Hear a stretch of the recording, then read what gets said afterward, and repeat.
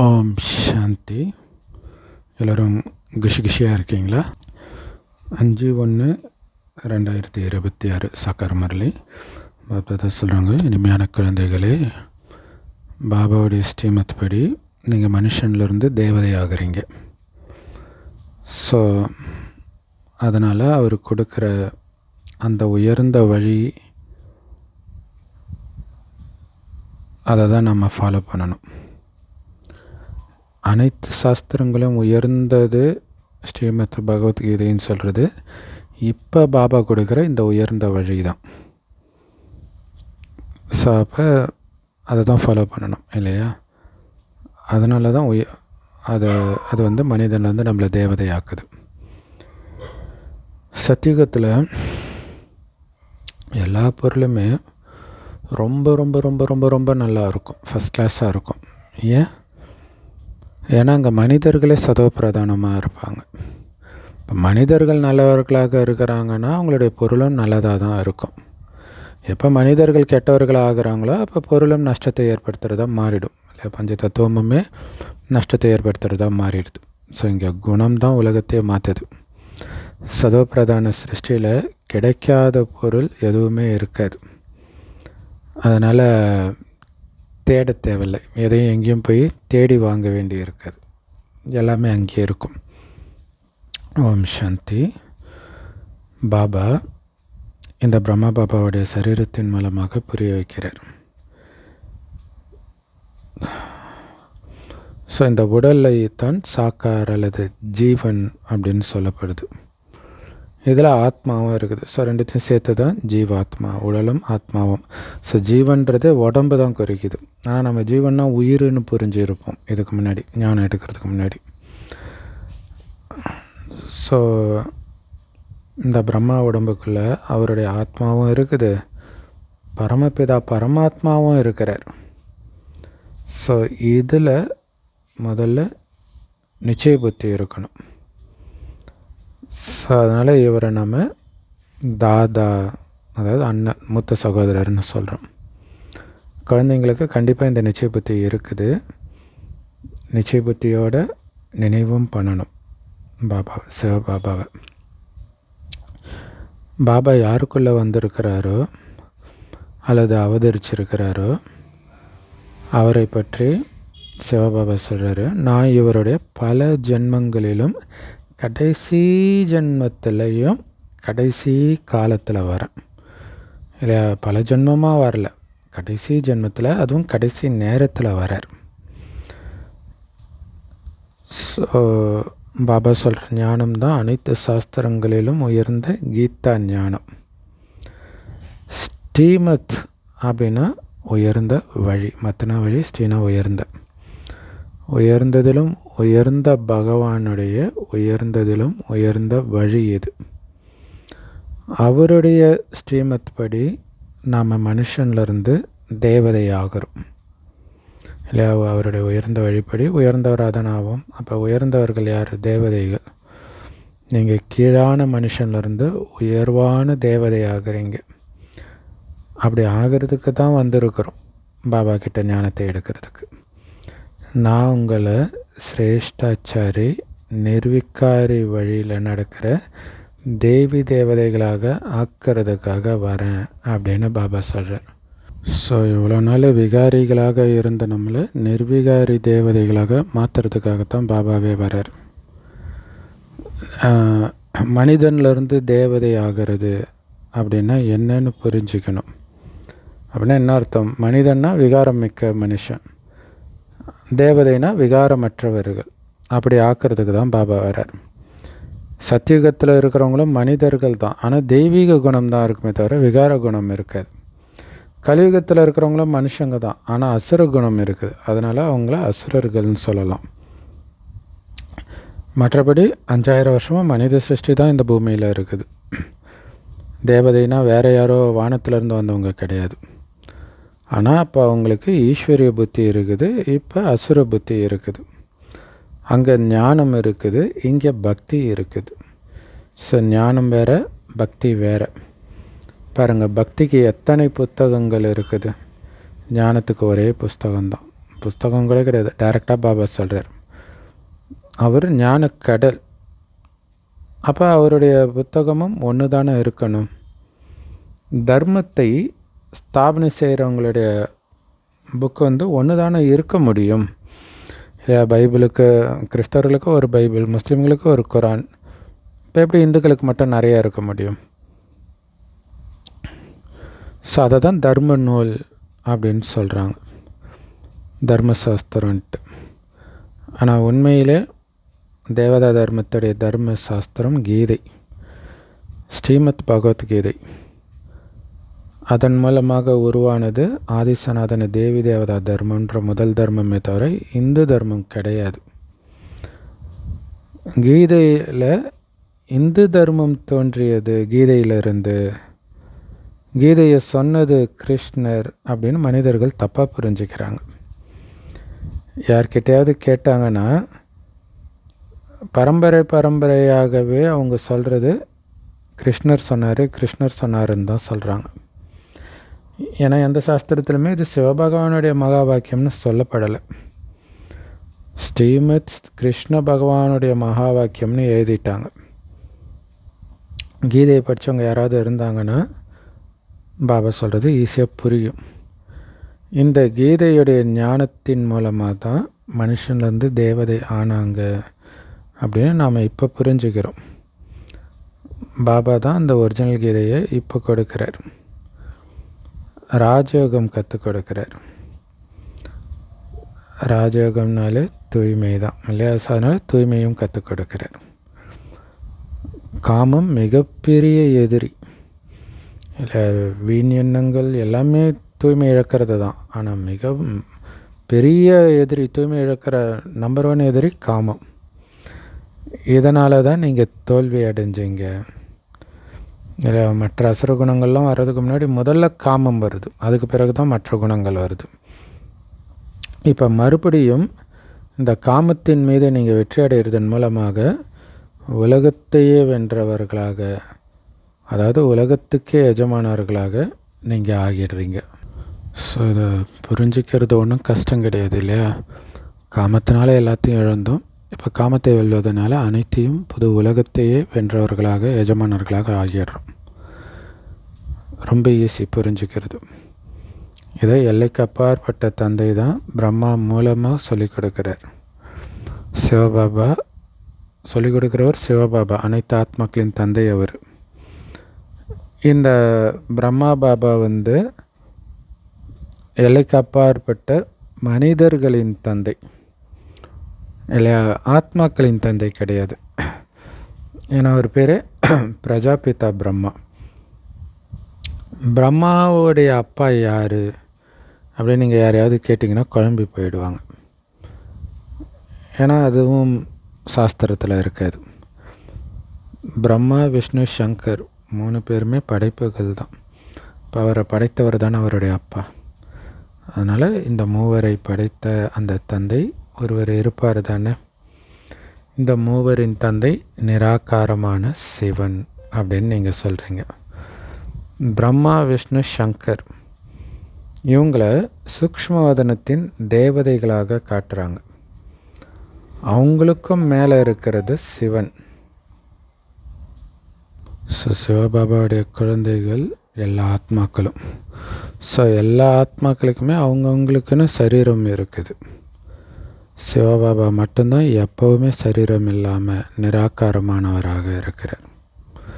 பரமபிதா பரமாத்மா அவர் நிராகார பரமாத்மா.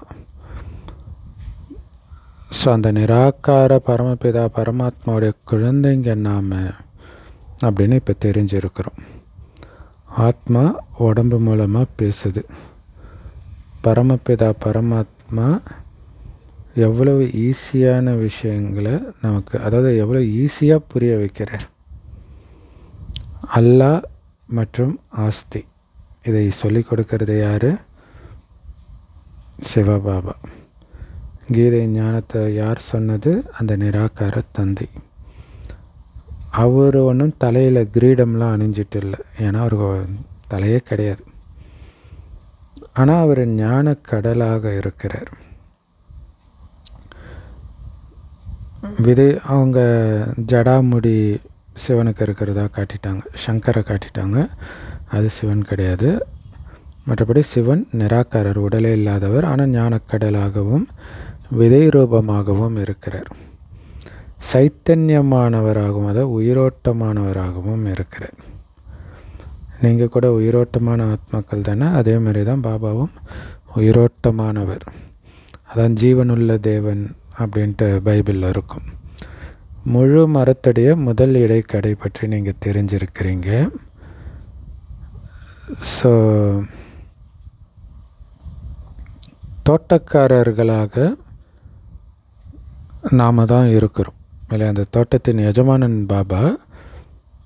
ஸோ நாம் இப்போ புரிஞ்சுக்கிறோம் எப்படி விதைக்கிறோம், அதிலிருந்து மரம் எப்படி வளருது அப்படின்ட்டு. எப்படி அந்த ஸ்தூல தோட்டத்தில் விதை போட்டால் மரம் வளரும் இல்லையா, அந்த மாதிரி இது உயிரோட்டமான மரம், அதான் சைத்தன்யமான மரம்ன்றது. உங்களுடைய ஆத்மாவில், இந்த மனித சிருஷ்டி மரத்தை சொல்கிறார் உயிரோட்டமான மரம்ன்ட்டு, உங்களுடைய ஆத்மாவில் இப்போ ஞானம் இருக்குது. வேறு யாருடைய ஆத்மாவிலையும் ஞானம் கிடையாது, நீங்கள் தான் சொல்லணும். பாபா சைத்தன்யமான மனித சிருஷ்டியின் விதை ரூபமாக இருக்கிறார். அப்போ மரம் கூட மனிதர்களுடையதாகத்தானே இருக்கும். இது உயிரோட்டமான படைப்பு. ஸோ இதோடைய படைப்பவர் விதை. அவருக்கும் படைப்புக்கும் இடையில் கண்டிப்பாக வித்தியாசம் இருக்கும் தானே. மாங்கொட்டையை விதைத்தால் அதன் மூலமாக மாமரம் வளருது. அந்த விதை சின்னதாக தான் இருக்குது மரத்தோடு ஒப்பிடும்போது, ஆனால் மரம் எவ்வளோ பெருசாக இருக்குது பாருங்கள். அதே மாதிரி இந்த மனித சிருஷ்டி மரத்தின் விதையாக இருக்கிற பாபா ஒரு சின்ன புள்ளி. அதிலிருந்து வரக்கூடிய மரம், அதில் வரக்கூடிய இலைகளாகிய மனிதர்கள் எத்தனை பேர் இருக்கிறாங்க பாருங்கள். ஜடமான விதையில் ஞானம் கிடையாது, ஆனால் பாபா உயிரோட்டமான விதை. அவருக்குள்ள முழு சிருஷ்டி மரத்துடைய ஞானம் இருக்குது. எப்படி இந்த மரம் உற்பத்தி ஆகுது, வளருது, பிறகு விநாசமாகுது, இந்த முழு ஞானமும் பாபா கிட்ட இருக்குது. பாபா குப்தமாக வந்திருக்கிறார். அவருக்குன்னு உடம்பும் கிடையாது இல்லையா. ஸோ அவர் வந்தது யாருக்கும் தெரியல. தெரியாமல் அவர் வந்து 90 வருஷம் ஆயிடுச்சு. திரும்பி போக போகிற நேரமே வந்துடுச்சு. இன்னும் மனிதர்கள் கடவுள் உனக்குள்ளே இருக்கார், எனக்குள்ளே இருக்கார், இப்படி தான் சொல்லிட்டு இருக்கிறாங்க. ஸோ இந்த மிகப்பெரிய மனித சிருஷ்டி மரம் அழிஞ்சு பிறகு அடுத்து புதிய மரம் எப்படி வளர்ந்து நிற்கிது அப்படிங்கிறத பாபா புரிய வைக்கிறார். அதே மரம் தான் மீண்டும் வருது. அதுதான் வீட்டை இடித்து மீண்டும் கட்டி எழுப்புவேன்னு பைபிள்லேயும் வெளிப்பட்டு இருக்கும். ஆனால் இது குப்தமான விஷயம் இல்லை. இந்த மரமும் குப்தமானது, இதை கண்ணில் பார்க்க முடியாது இல்லை, இது புரிஞ்சிக்கக்கூடிய விஷயம். இது பாபா வந்து ஒரு ஓமையாக சொல்கிறார், மரத்தோடு ஒப்பிட்டு சொல்கிறார். அவங்க நிஜமாகவே அப்படி ஒரு மரம் இருக்குது அப்படின்ட்டு கல்ப விருட்சம்ன்ட்டு ஆலமரத்தை சொல்லுவாங்க, அல்லது சொர்க்கத்தில் அப்படி ஒரு மரம் இருக்குதுன்னு நினைப்பாங்க. ஸோ கிறிஸ்தவர்களும் அதோடைய நினைவாக தான் இந்த கிறிஸ்மஸ் ட்ரீ வச்சுருக்குறாங்களே. ஸோ இது எல்லாமே பாபா இப்போ சொல்கிற உதாரணத்துடைய நினைவு.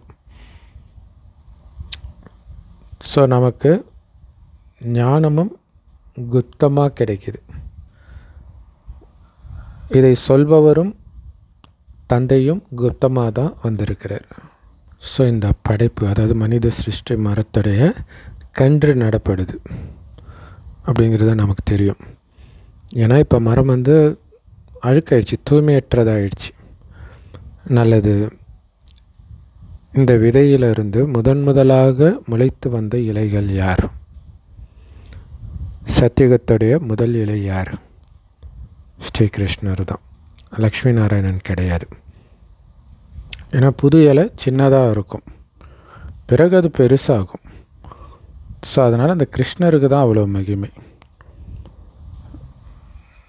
ஆனால் இந்த மரம் வருவதற்கு, அந்த கிருஷ்ணரை உருவாக்குறது காரணமானது விதை, பாபாவுடைய ஞானம். அதனால் இந்த விதைக்கு எவ்வளோ மகிமை இருக்குது. இது உயிரோட்டமான விதை. பிறகு இதிலிருந்து இலைகளும் வெளிப்படுது. ஸோ அதுக்கும் மகிமை ஏற்படுது இல்லையா? கடவுளுடைய நேரடி படைப்பு, முதல் படைப்புனா சாதாரண விஷயம் கிடையாது இல்லையா? இப்போ நாம் தேவி தேவதைகளாக மாறிட்டு இருக்கிறோம். தெய்வீக குணங்களை தாரணை பண்ணிட்டு இருக்கிறோம். தெய்வீக குணங்களை நீங்கள் தாரணை பண்ணணும். இந்த லக்ஷ்மி நாராயணன் மாதிரி ஆகணும். அதுதான் முக்கியமான விஷயமே. ஸோ அவர்கள் இருந்ததுடைய நினைவு கோயில்கள், சித்திரங்கள்லாம் இருக்குது. அடுத்தது பாபாவும் அதை புரிய வைக்கிறதுக்கு சித்திரங்களை உருவாக்கியிருக்கிறார். இல்லைன்னா இந்த புத்தி ஞானத்தில் பதியாது. அதனால் இந்த படங்கள் புரிய வைக்கிறதுக்கு ரொம்ப யூஸ்ஃபுல்லாக இருக்கும். பக்தி மார்க்கத்தில் இந்த படங்களுக்குத்தான் பூஜை நடக்குது. ஞான மார்க்கத்தில் இந்த படங்களின் மூலம், இந்த படங்களை வச்சு நம்ம பூஜை பண்ணலை, இப்படி ஆகணுன்ற ஞானம் கிடைக்கிது. லட்சியம் இப்போ நமக்கு அது, நாம் இப்படி ஆகணும் அப்படின்னு பக்தி மார்க்கத்தில் யாரும் புரிஞ்சுக்கிறதில்ல. போவாங்க, அப்படியே கும்பிடுவாங்க, பாவனையாக கற்பூரம் ஏற்றி கொய்த்திட்டு வந்துடுவாங்க, அவ்வளோதான். அதை பற்றி யோசிக்க மாட்டாங்க. அவங்க யார், அவங்க எப்படி நீங்கள் சொன்னால் கேட்பாங்க, அதை பற்றிலாம் யோசிக்கவே மாட்டாங்க. பாருங்கள், பக்தி மார்க்கத்தில் எத்தனை கோயில்கள் உருவாக்கி இருக்கிறாங்க. எல்லாத்தையும் விட அதிகமான கோயில் கண்டிப்பாக விதை ரூபமாக இருக்கிற சிவபாபாவுக்கு தான் இருக்கும். ஸோ அதுக்கு அடுத்தபடியாக அவருடைய படைப்புக்கும், லக்ஷ்மி நாராயணன் போன்ற படைப்புக்கும் கோயில்கள் இருக்கும். முதல் படைப்பே இந்த லக்ஷ்மி நாராயணன் தான் இல்லை? ஒரு ஊரில் சிவன் கோயிலுக்கு ஈக்குவலாக ஃபேமஸாக இருக்கிறது பெருமாள் கோயில் தான். ஸோ சிவனுக்கு பிறகு இவங்களுடைய பூஜை தான் எல்லோரையும் விட அதிகமாக நடக்குது. தாய்மார்கள் இந்த ஞானத்தை கொடுக்குறாங்க. அவங்களுக்கு ஒன்றும் இப்போ பூஜை நடக்கிறது கிடையாது. அவங்க இப்போ இந்த ஞானத்தை சொல்லிக் கொடுக்குறாங்க மற்றவங்களுக்கு. பாபா நமக்கு சொல்லிக் கொடுக்குறாரு, நாம் மற்றவர்களுக்கு சொல்லிக் கொடுக்குறோம். இப்போ நாம் யாருக்கும் பூஜை பண்ணுறது கிடையாது. இப்போ நமக்கு சொல்லிக் கொடுக்குறவர் பாபா, அவருக்குமே நாம் இப்போ பூஜை பண்ணுறது கிடையாது. ஏன்னா இப்போ நம்ம பூஜை பண்ண, பக்தி பண்ண வரல, படித்து பூஜைக்குரியவராக ஆகிறதுக்காக வந்திருக்கிறோம். ஸோ இந்த ஞானத்துடைய சாரம் என்ன? அவரை நினைக்கணும். ஸோ இப்போ படித்து நாராயணன் ஆகிடுறீங்க. பிறகு துவாபரகத்தில் அஞ்ஞானியாக மாறும்பொழுது தான் நம்ம பூஜை பண்ண ஆரம்பிக்கிறோம். இப்போ அப்படி பூஜாரியாக இருந்த நீங்களே தான் இப்போ பூஜைக்குரிய தேவதையாக ஆகிறீங்க. நம்ம இப்படி பூஜைக்குரியவராக ஆக்கக்கூடியவருக்குத்தான் முதல்ல பூஜை பண்ணுவோம் துவாபர யுகத்தில். பிறகு நமக்கு பூஜை நடக்கும், அதாவது தேவதைகளுக்கு பூஜை நடக்கும். பிறகு நாம் கீழே விழுந்து விகாரத்தில் விழுந்து கீழான நிலை அடையிறோம். அப்போ பக்தியும் கீழான நிலை அடையுது இல்லை? சிருஷ்டிகர்த்தா சிவனுக்கு பூஜை பண்ண ஆரம்பித்த நாம் கடைசியில் பஞ்ச தத்துவத்துக்கெல்லாம் பூஜை பண்ண ஆரம்பிச்சிடுறோம் இல்லை? சரீரம் உள்ள மனிதர்களுக்கு பூஜை பண்ணுறோம். பஞ்ச தத்துவம் இயற்கையும் வணங்குறாங்க. இது இல்லாமல் பஞ்ச தத்துவத்தினாலான மனிதர்களுக்கு சங்கராச்சாரியர், ஷிரடி சாய்பாபா போன்றவர்களுக்கும் பூஜை பண்ணுறாங்க.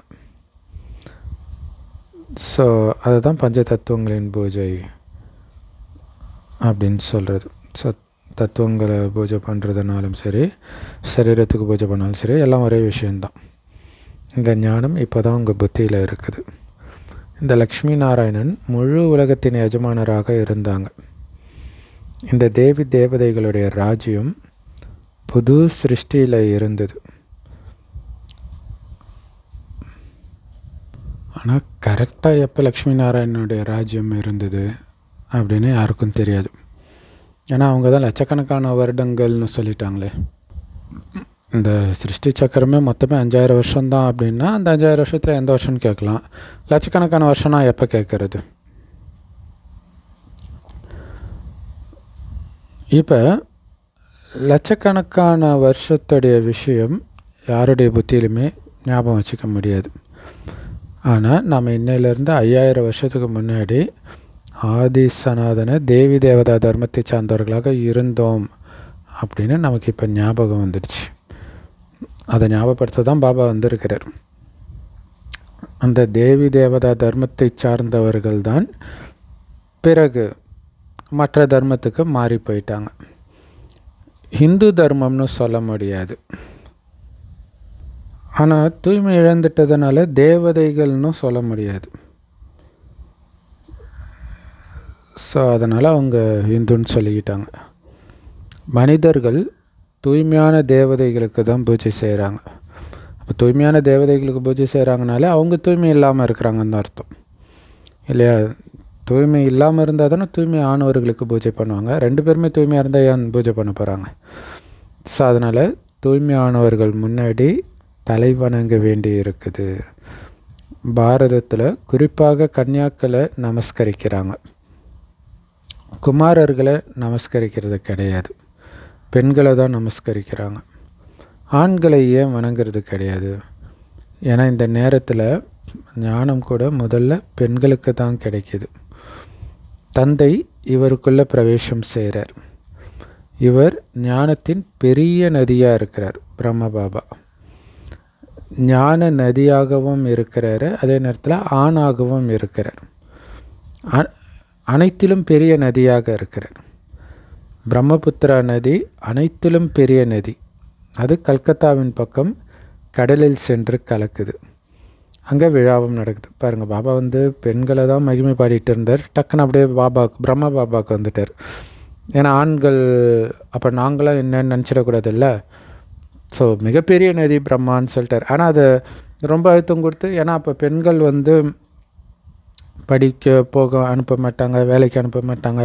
அப்படி இருக்கும்போது அவங்கள ஊக்கப்படுத்தணுன்றதுக்காக பெண்களை பாபா முன்னுக்கு வச்சு சொல்கிறார். பிரம்மபுத்திரா நதி எல்லாத்துலேயும் பெரிய நதி. கல்கத்தா பக்கம் கடலில் போய் கலக்குது. அந்த கலக்கிற இடத்துல ஒரு பெரிய விழா நடக்கும். ஆனால் அது உண்மையிலேயே ஆத்மாக்களும் பரமாத்மாவும் சந்திக்கிறதுடைய நினைவுன்னு அவங்களுக்கு தெரியாது. மற்றபடி அங்கே ஓடுறது தண்ணியினாலான நதி. அதுக்கு பிரம்மபுத்திரான்னு பேர் வச்சுருக்கிறாங்க. அவங்க ஈஸ்வரனை பிரம்மான்னு சொல்கிறாங்களே, பிரம்மம் அப்படின்ட்டு கடவுள் அப்படியா சொல்லிடுறாங்க. கடவுள் ஈஸ்வரன் தானே. ஆனால் பிரம்மபுத்திராவை மிகவும் தூய்மையான நதியாக புரிஞ்சிக்கிறாங்க. ஸோ பெரிய நதி அப்படின்னாலே அது தூய்மையாகவும் இருக்கும் இல்லை. பெருசாக நல்லா தண்ணி அடிச்சுட்டு போகும்போது அங்கங்கே குப்பை இருக்கும் முடியும் இல்லையா? பதித்த பாவனன் அப்படின்னு உண்மையில் கங்கையை சொல்லக்கூடாது, பிரம்மபுத்திராவை தான் சொல்லணுன்றார். ஏன்னா விழா கூட அதுக்கு தான் கொண்டாடப்படுது. அதை ஏன் சொல்கிறேன்னா, கங்கையில் கூட நிறைய அழுக்கு, பொல்யூஷன் இதெல்லாம் சேர்றதா சொல்கிறாங்க. ஸோ பிரம்மபுத்திரா பெருசாக இருக்கனால தூய்மையாகவும் இருக்கும்ன்றார். ஆனால் உண்மையிலே பதித்த பாவனன் சிவபாபா தான். பட் அப்படி பக்தியில் ஒரு நதி சொன்னால் கூட பிரம்மபுத்திராவை தான் சொல்லணும் அப்படின்னு சொல்கிறார். ஸோ விழாவும் அந்த பிரம்மபுத்திராவுடைய நினைவாக தான் கொண்டாடப்படுது. இதுவும் கடல் மற்றும் பிரம்மபுத்திரா நதியின் சங்கமம். ஸோ எப்படி ஞானக்கடல் சிவபாபா ஞான நதிகளாகிய நாம் சந்திக்கிறோமோ, அந்த மாதிரி அங்கே கடலும் பிரம்மபுத்திரா நதியும் சந்திக்குது. ஆனால் அது உண்மையிலே பிரம்மா பாபா உடலில் சிவன் வரார் இல்லையா, ஞானக்கடல் வரார். ஸோ அந்த சந்திப்பு இங்கே நடக்குது. இதோட நினைவாக அங்கே சொல்லிட்டாங்க. ஆனால் இங்கே என்னென்னா, நதி தேடி கடல் வருது. ஆக்சுவலாக இது மாதிரி ஏதோ ஒரு படமோ ஏதோ இருக்குதுன்னு நினைக்கிறேன். அப்படி நதி தேடி கடல் தான் இங்கே இருக்குது. ஞானக்கடல் பாபா வந்திருக்கிறார். பிரம்மாவின் மூலம் எப்படி தத்தெடுக்கிறது நடக்குது அப்படிங்கிறத புரிஞ்சுக்கணும்.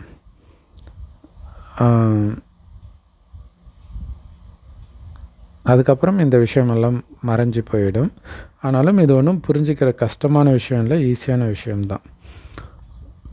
பகவானுடைய மகா வாக்கியம், நான் உங்களுக்கு ராஜயோகம் கற்றுக் கொடுக்குறேன், பிறகு இந்த உலகமே முடிஞ்சிடும் இல்லையா. அங்கே கீதை சொல்லி முடித்த உடனே யுத்தம் ஸ்டார்ட் ஆகிடுமே, அதேமாதிரி இங்கேயும் பிறகு உலகம் முடிஞ்சிடும்.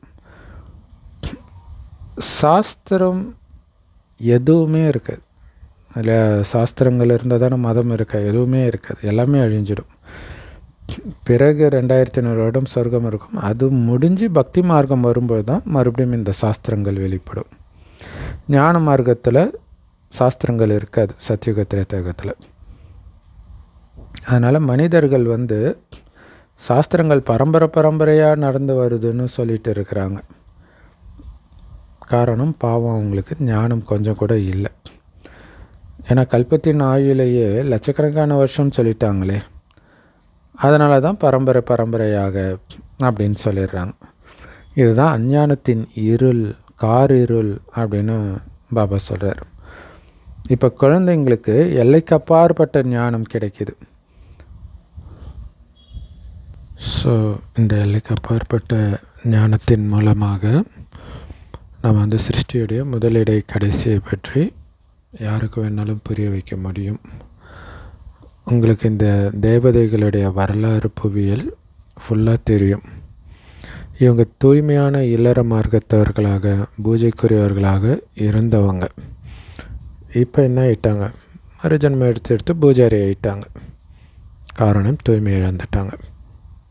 சத்தியுகத்தில் தூய்மையான இல்லற மார்க்கத்தினராக இருந்தாங்க. ஆனால் இப்போ கலியுகத்தில் அவங்களே தூய்மையற்ற இல்லற மார்க்கத்தினராக மாறிட்டாங்க. அந்த நேரத்தில் தான் சந்நியாச மார்க்கம் ஸ்டார்ட் ஆகுது. இல்லை, எப்போ தேவதைகள் தூய்மை இழக்கிறாங்களோ அப்போ உலகத்தை காப்பாற்ற சந்நியாச மார்க்கம் வருது. இப்போ உலகத்தை காப்பாற்றுறதே தூய்மை தான். அதுவும் நாடகத்தில் பதிவாகி இருக்குது. அதை சந்நியாச தர்மம்னு சொல்கிறோம். அவங்க வீடு வாசலில் சந்நியாசம் பண்ணிவிட்டு காட்டுக்கு போயிடுறாங்க. அது எல்லைக்குட்பட்ட சந்நியாசம். ஆனால் இதே பழைய உலகத்தில் தான் அவங்களும் இருக்கிறாங்க. உலகத்தை விட்டுட்டு போகலல்ல. அதே மாதிரி நாமளும் இதே உலகத்தில் இருக்கிறோம், அதே குடும்பத்துலேயும் இருக்கிறோம், வீடு வாசலையும் விட்டுட்டு போகல. ஆனால் சங்கமத்தில் இருக்கிறோன்னு புரிஞ்சுக்கிறோம். பிறகு நாம் புது உலகத்துக்கு போகும். சங்கமயுகம்னாலே என்ன அர்த்தம், கலியுகத்தை விட்டு வெளியேறி வெயிட் பண்ணுறோம் ட்ரெயினுக்கு. அதாவது ட்ரெயின் தான் சங்கமயுகம்.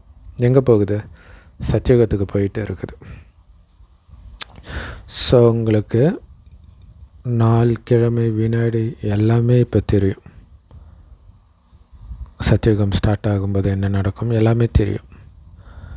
ஆனால் அந்த மனிதர்கள் கல்பத்துடைய ஆயுளை லட்சக்கணக்கான வருஷம்னு சொல்லிடுறாங்க.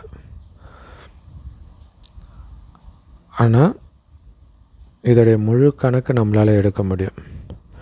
ஒருவேளை லட்சக்கணக்கான வருஷமாக இருந்தால் யாருமே அதுக்கு கணக்கு சொல்ல முடியாது, அதை ஞாபகப்படுத்திக்கவும் முடியாது. ஸோ பாபாவை பற்றி எப்படி வராரு, என்ன காரியம் செய்கிறாரு எல்லாமே உங்களுக்கு தெரியும்.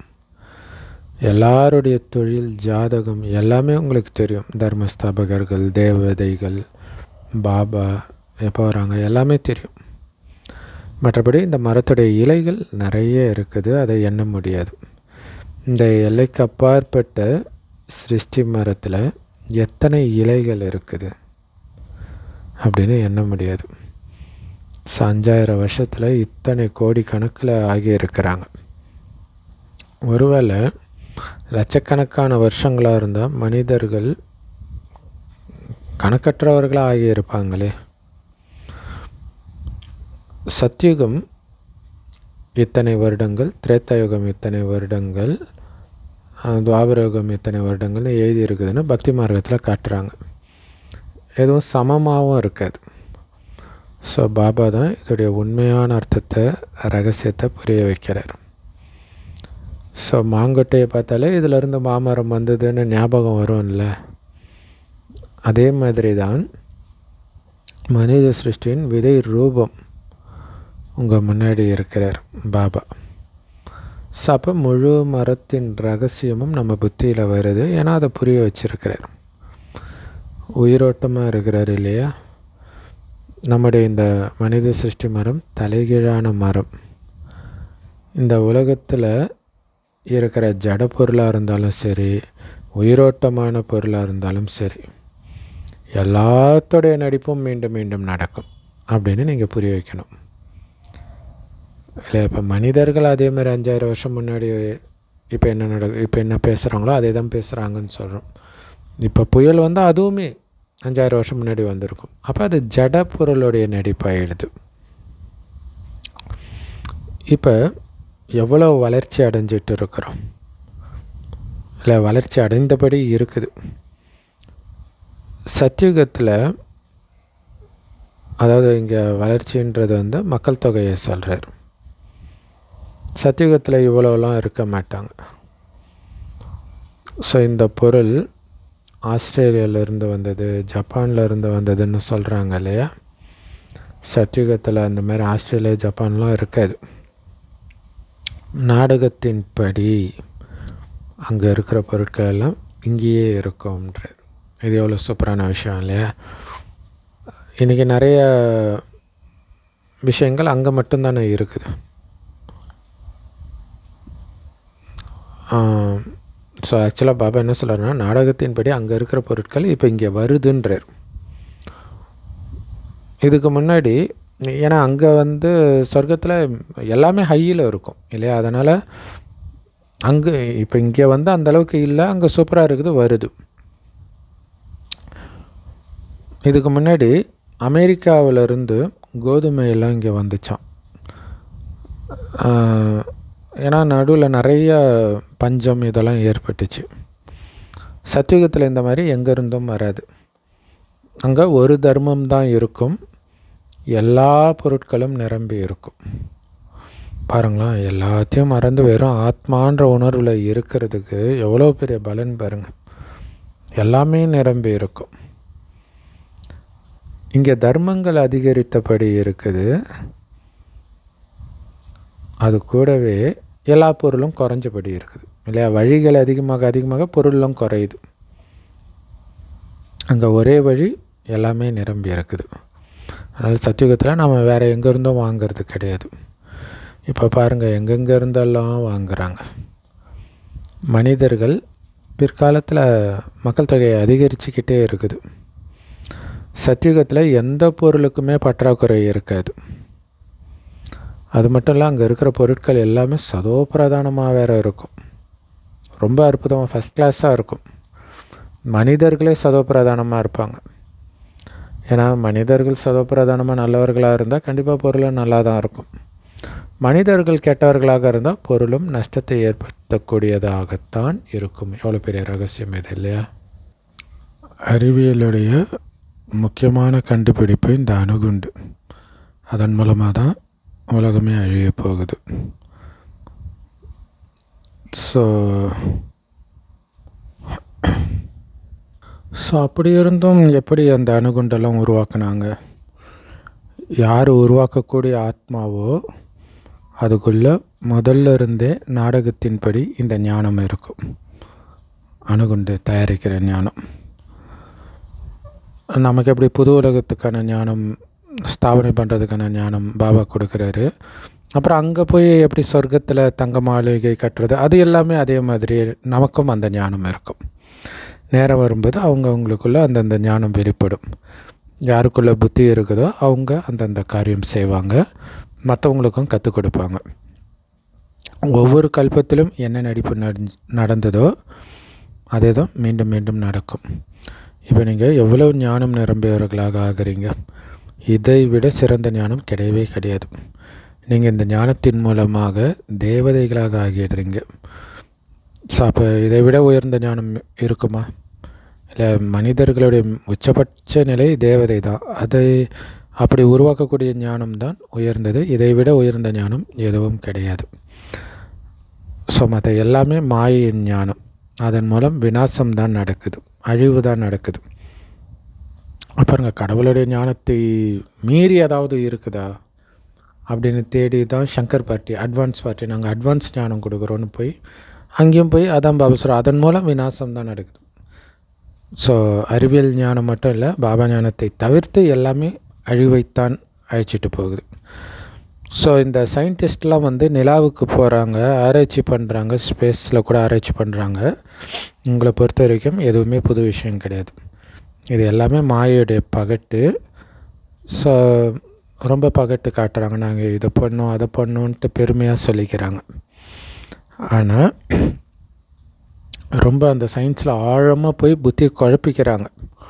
அதில் கொஞ்சம் அதிசயமும் செஞ்சு காட்டிடுறாங்க. ஆனால் அதை அதிக அதிசயம் செஞ்சு காட்டினா பிறகு நஷ்டம் ஏற்படும்ன்றார். இல்லை, அப்படி மேலோட்டமாக இருக்கிற வரைக்கும் பிரச்சனை இல்லை, அதுக்குள்ளே போயிட்டாங்கன்னா நஷ்டம் ஏற்பட்டுடும். அப்படி தானே இப்போ ஸ்பேஸுக்கு போகிறது, நிறைய தடவை அது வெடிக்கிறத பார்க்குறோம், திரும்பி வர முடியாமல் மாட்டினதை பார்த்தோம். ஸோ என்னென்னலாம் உருவாக்கிக்கிட்டே இருக்கிறாங்க. இதன் மூலம் இது விநாசமாகும் அப்படின்னு உருவாக்குறவங்களுக்கும் தெரியும், இருந்தாலும் உருவாக்கிட்டு இருக்கிறாங்க அணுகுண்டு போன்றவைகளை. நல்லது. அற்புதமான முரளி கொடுத்த அன்பான தாய் தந்தை பாப்தாதாவுக்கு அன்பு நினைவுகள் மற்றும் காலை வணக்கம். பாபா சொல்கிறாங்க, குப்தமான இந்த ஞானத்தை நீங்கள் சிந்தனை பண்ணிக்கிட்டே இருக்கணும். சிந்தனை பண்ண பண்ண மகிழ்ச்சியாக இருக்கும். ஸோ சிந்தனை செஞ்சு மகிழ்ச்சியாக இருக்கணும். தேவதைகளுடைய படங்களை வச்சு நம்ம நமஸ்காரம் பண்ணுறதில்ல, பூஜை பண்ணுறதில்ல. அதுக்கு பதிலாக அவங்கள மாதிரி தெய்வீக குணங்களை தாரணை பண்ணணும். அது மாதிரி ஆகிறதுக்காக சிருஷ்டியின் விதை ரூபமாக இருக்கக்கூடிய பாபாவை பற்றியும் அவருடைய சைத்தன்யமான படைப்பை பற்றியும் தெரிஞ்சுக்கிட்டு ஞானம் நிரம்பியவர் ஆகணும். இந்த ஞானத்தை விட உயர்ந்தது எதுவுமே இல்லை, அப்படிப்பட்ட ஞானம் எனக்கு கிடைச்சிருக்குதுன்ற அந்த போதையில் இருக்கணும். வரதானம், ஒரு தந்தையை தவிர வேறு யாருமே கிடையாது அப்படிங்கிற இந்த பாடத்தின் நினைவின் மூலமாக ஒரே சீரான மனநிலை, அந்த ஏக்ரஸ் மனநிலையை அமைத்து கொள்ளும் சிரேஷ்ட ஆத்மா ஆகுங்கள். அதுக்கு விளக்கம், ஒரு தந்தையை தவிர வேறு யாரும் இல்லை. இந்த பாடம் நிரந்தரமாக உங்கள் நினைவில் இருந்தால், ஞாபகம் இருந்தால், அந்த ஏக்ரஸ் மனநிலை, ஒரே சீரான மனநிலை உங்களுக்கு இருக்கும். அதை தவிர்த்து வேறு எதையாவது இல்லை, அப்போ பாபா கொடுத்த ஞானம் இதை பற்றிய சிந்தனையிலே இருந்தால் பிரச்சனை கிடையாது. இதை விட்டு வெளி உலக விஷயம், மற்ற நபர்கள், இதில் புத்தி போச்சுன்னா முடிஞ்சு போச்சு, மனநிலையும் மேலே கீழே போகும். ஏன்னா பாபா நமக்கு நிறைய ஞானம் கொடுத்துட்டார், நிறைய ஞான கருத்துக்கள் இருக்குது. இருந்தாலும் நீங்கள் கீழே விழுறீங்க அப்படின்னா டக்குன்னு ஞானம் ஞாபகம் வரணும். அதுதான் அதிசயம் இல்லை. அந்தளவுக்கு அந்த ஞானத்தை வந்து சிந்தனை பண்ணிக்கிட்டே இருந்தால் தான் அது அந்த நேரம் ஞாபகம் வரும். மாயை கிட்ட சண்டை போடும்போது சில சமயம் ஏதாவது விஷயங்கள், வேறு ஏதாவது மனிதர்கள் அல்லது பொருட்கள் அல்லது சூழ்நிலைகள், இப்படி ஏதோ ஒன்று தன் பக்கம் உங்களை கீழே இழுக்கத்தான் செய்யும் இல்லையா. இப்போ இந்த வெளி உலக விஷயங்கள்லாம் இழுக்குதுன்னா, அந்த மகாபாரத யுத்தத்தில் அர்ஜுனனை கீழே இறங்கி வான்ட்டு கர்ணன் கூப்பிட்றான் இல்லையா, அவனுடைய தேர் விழுந்துடுச்சு, அதனால் அவன் கீழே இருக்கிறான், நீயும் கீழே வான்றான் இல்லையா. அதுதான் இது. வெளி உலக விஷயத்தை பிடிச்சி இழுக்குதுன்னா கீழே வான்னு கூப்பிடுதுன்னு புரிஞ்சுக்கணும். அதான் சார், கீழே ஈர்க்க தான் செய்யும் எல்லாமே. ஆனால் ஒரு நொடியில் விஸ்தாரத்தை விட்டுட்டு ஏக்ரஸ் நினைவில் நிலை பெறணும் இல்லையா. எல்லாத்துக்கும் முற்றுப்புள்ளி வச்சுட்டு புள்ளி வடிவான பாபாவோட புத்தி ஐக்கியமாயிடணும்.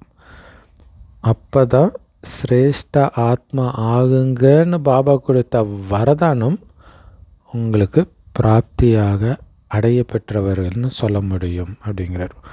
ஸோ செம பவர்ஃபுல்லான வரதானம் இல்லையா. ஒரு பாபா தவிர எதுவுமே இருக்கக்கூடாது புத்தியில், அதுதான் முக்கியம். ஸ்லோகன். ஸோ நேற்று தூய்மைன்னு பாபா சொன்னது ஃபுல்லாக இதை பற்றியே தான். ஸ்லோகன், ஞானம்ங்கிற சக்தியை நீங்கள் கையாண்டிங்கன்னா எந்த தடையும் உங்களோட சண்டை போடாது, தோல்வி அடைஞ்சிடும் இல்லையா. அப்போ ஞான வால் வீசினா தடையெல்லாம் காணாமல் போயிடும். ஞானம் இல்லைன்னா மாட்டிக்குவீங்க இல்லையா. இப்போ ஞானம் நடப்பதெல்லாம் நன்மைக்கே அப்படின்னு நீங்கள் அங்கே நினைக்கிறது தான் வால் வீசுறது. அப்போ நீங்கள் பதற மாட்டீங்க. பதறினா தான் அது தடை.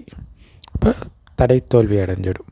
அவ்யக்தேஸ்வரா இந்த அவ்யக்த மதத்தில் பந்தனத்திலேருந்து விடுபட்டு ஜீவன் முக்தி நிலையை அனுபவம் செய்யுங்க. இப்போ நீங்கள் எல்லோரும், அதாவது எல்லா ஆத்மாக்களும் இயற்கையும் பக்தர்களும் முக்தி பெற மாதிரி முக்தி பெற்று மாஸ்டர் முக்தி வழங்கும் வள்ளலாகுங்கள். இல்லை, நீங்கள் முக்தி அடைந்து மற்ற எல்லா ஆத்மாக்களையும் இயற்கை பக்தர்கள் எல்லாருக்கும் நீங்கள் முக்தி கொடுக்கணும். அதுக்கு முதல்ல நீங்கள் முக்தி அடையணும், எல்லாத்துலேருந்தும் விடுபடணும். இப்போ பிரம்ம பாபா இது எப்போ நடக்கும் அப்படின்ற டேட்டுக்காக வெயிட் பண்ணிட்டு இருக்கிறாராம்.